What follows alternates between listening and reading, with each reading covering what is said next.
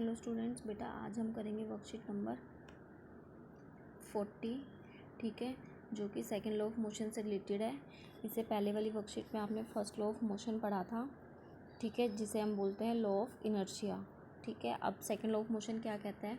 Rate of change of momentum of an object is directly proportional to the applied unbalanced force in the direction of force. तो इस second law of motion के according जो applied force होती है वो directly proportional होती है rate of change of momentum, ठीक है, ऑफ एन ऑब्जेक्ट। अब मोमेंटम वर्ड फर्स्ट टाइम सुना है, तो ये मोमेंटम क्या होता है? ठीक है, ये वर्ड मोमेंटम अब आपने फर्स्ट टाइम पढ़ा है, तो मोमेंटम क्या होता है? इसको हम डिनोट करते हैं स्मॉल पी से, ठीक है, डिनोटेड बाय स्मॉल पी। इसकी एसआई यूनिट होती है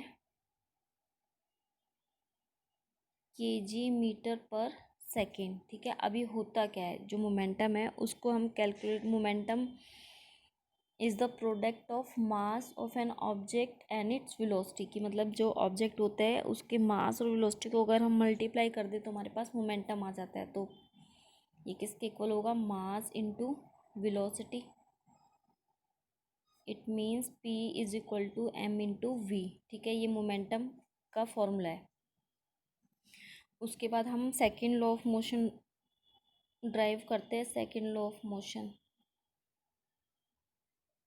ठीक है। तो मैं सपोज करूँगी कि मेरे पास एक ऑब्जेक्ट है जिसका मास है m, ठीक है, object of mass m, initial velocity है उस ऑब्जेक्ट की u, ठीक है। उसके बाद में सपोज मैंने उसके ऊपर फोर्स F लगाई, let the force F be applied on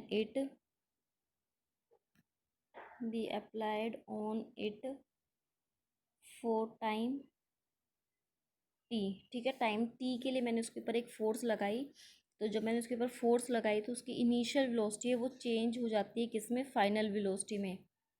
तो then it's final velocity will be v, ठीक है। अब मुझे मोमेंटम निकालना है, ठीक है। तो सबसे पहले इनिशियल मोमेंटम निकालेंगे। इनिशियल मोमेंटम मतलब स्टार्टिंग में उस ऑब्जेक्ट का मोमेंटम कितना था। तो इनिशियल मोमेंटम जब मैं निकाल रही हूँ तो जो मैं वेलोसिटी लूँगी वो भी इनिशियल वाली लूँगी, ठीक है। तो initial velocity is equal to, तो जो मेरा इनिशियल मोमेंटम होगा जिसको मैंने लिखा P1, ठीक है, वो किसके इक्वल होगा? m, मास ऑफ ऑब्जेक्ट मेरा m था, और initial velocity u, m into you, ठीक है। और फाइनल मोमेंटम P2, ठीक है। अब फाइनल मोमेंटम है तो उसकी वेलोसिटी हम लेंगे फाइनल वाली। फाइनल वेलोसिटी कितनी है? v। मास ऑब्जेक्ट सेम है तो मास भी सेम रहेगा, मीन्स m इंटू वी। अब मेरे पास इनिशियल मोमेंटम भी है, फाइनल मोमेंटम भी है, ठीक है। तो चेंज इन मोमेंटम कितना आया? चेंज इन मोमेंटम निकालने के लिए मैं क्या करूँगी? Final momentum minus initial momentum, P2 minus P1 कर दूँगी। तो ये कितना आया? mv minus mu। m यहाँ और यहाँ कॉमन है तो m मैं कॉमन निकाल लूँगी, अंदर बच गया v माइनस u। तो ये मेरा क्या है? Change in momentum. अब जो सेकेंड लॉ ऑफ मोशन है वो क्या कहता है कि applied force is directly proportional to the rate of change of momentum. तो जब भी हम रेट ऑफ चेंज ऑफ निकालते किसी भी चीज़ का, तो हम क्या करते हैं, उसको हम t से डिवाइड कर देते हैं, ठीक है। तो मेरी जो अप्लाइड फोर्स है F, वो डायरेक्टली प्रोपोर्शनल है rate of change of momentum. तो change of momentum divided by rate है तो टाइम से डिवाइड कर देंगे, ठीक है। तो ये आया F is directly proportional to M into V minus U upon T. अब हमने जो इक्वेशंस ऑफ मोशन पढ़ी थी उसमें हमने एक पढ़ी थी v minus U is equal to A T, ठीक है। तो v minus U upon T किसके इक्वल आ गया? a के। तो मैं यहाँ v minus U upon T की जगह a लिख सकती हूँ। ठीक है, तो मैंने क्या लिखा, f is directly proportional to m into a।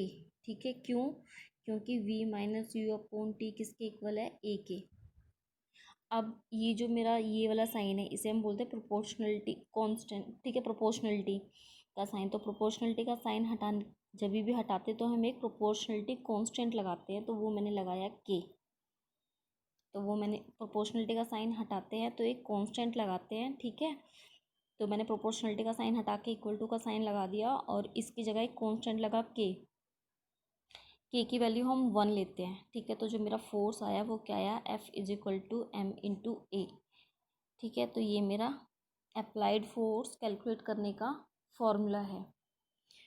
इसके बाद जो हमारा सेकेंड लॉ ऑफ मोशन है उसका यूज़ कहाँ होता है, ठीक है, उसको हम कहाँ कहाँ यूज़ करते हैं। तो इसमें आपकी वर्कशीट में कुछ एग्जांपल्स दे रखे हैं कि जो हाई जंप या लो जंप होते हैं तो उसमें जो एथलीट्स होते हैं वो जंप करते हैं तो किस पे करते हैं, कुशन बेड पे करते हैं या सैंड बेड के ऊपर करते हैं। ठीक है, जिससे कि उनका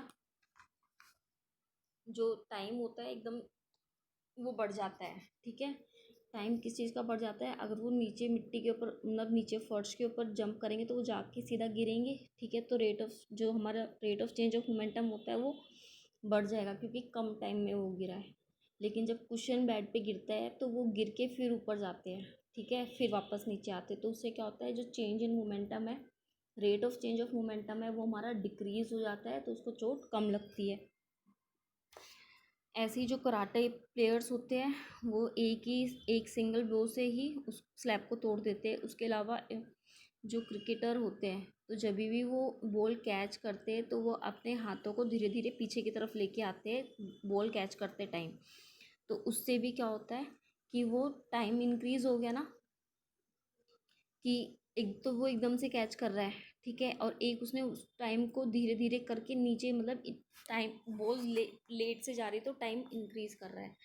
तो जब टाइम इंक्रीज करेगा तो rate of change of momentum decrease कर जाएगा, जिससे कि उसके हाथ के ऊपर फोर्स कम लगेगी और उसे चोट नहीं लगेगी। ठीक है, ऐसे ही जो बुलेट होती है जब हम उसको गन से फायर करते हैं तो वो चोट पहुंचाती है, अगर हम उसको वैसे ही फेंकेंगे तो उससे कोई चोट नहीं पहुंचती।